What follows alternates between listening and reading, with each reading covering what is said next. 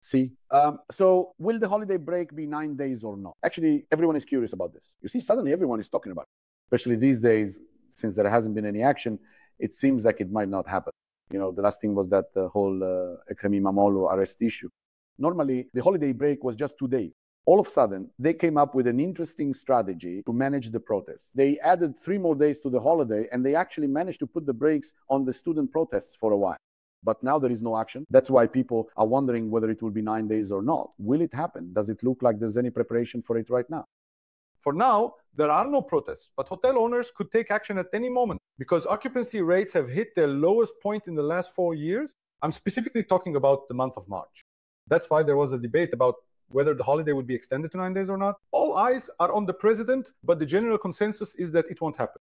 So how did we get here? Why is no one staying at the hotels? Because if you remember, we broke a record last year. We had the best tourism season in the history of the Republic.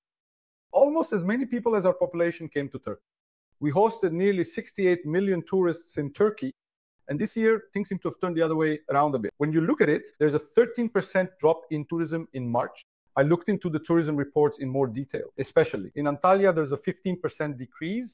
I wonder if this drop was because of the Russia-Ukraine war. Are fewer Russians coming?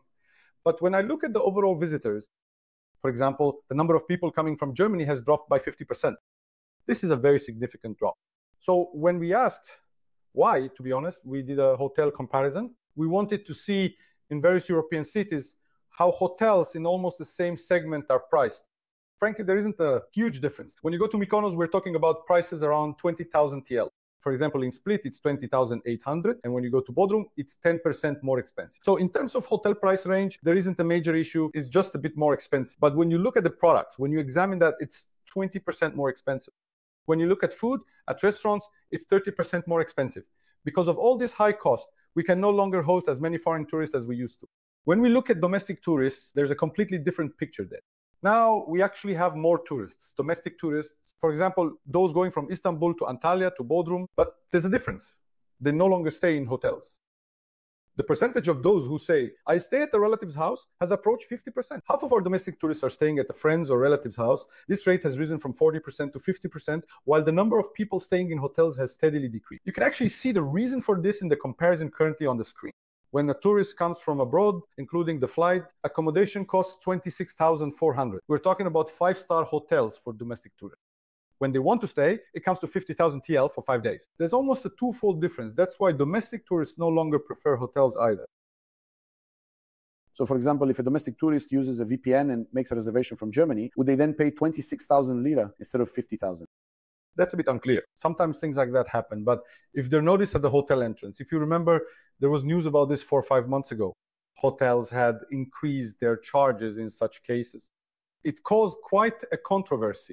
Honestly, I don't know why it's like this, because for a long time, okay, I understand the reasoning. It's reasonable to make things easier for people coming from abroad, to offer such packages for the development of tourism. But for domestic tourists, it's really expensive now. And if you look at it, let me refer to TÜRKİYE'S figures again. The amount of money spent in a year has increased by 80%, yet you don't see 80% inflation. So why are they doing this? Deniz, I'm going to ask you this very naively. Why are these hotels charging locals twice as much? Actually, they're not charging locals double. They're selling to tourists at half price. You have to look at it from the other side.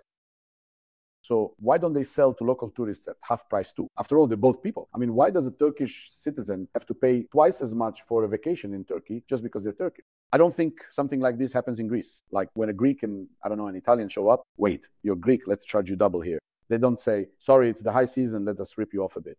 At least that's what I've seen.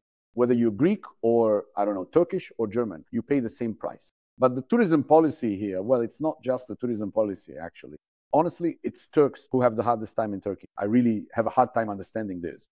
A Syrian comes and they're treated like royal. They get into the hospital before you. They receive extra aid. Who knows what else happened? An Afghan comes, come on in, brother. For example, they get the jobs, do whatever else. A German comes, stays at the hotel for half the price. So this is the suffering Turkish citizens go through. What is it with Turkey, man? I really have a hard time understanding it. I mean, I think about it as a human being. That person is human, this person is human too. Why are we being punished just for being Turkish citizens, man? Can you really make sense of this logic? What's the logic here? Well, I can look at the logic from a supply and demand perspective. Maybe because they sell package deals there, they come in groups of 500 or 600 people. Maybe that's why the price goes down. I'm just trying to think within the bounds of logic. Otherwise, it's not a very rational situation.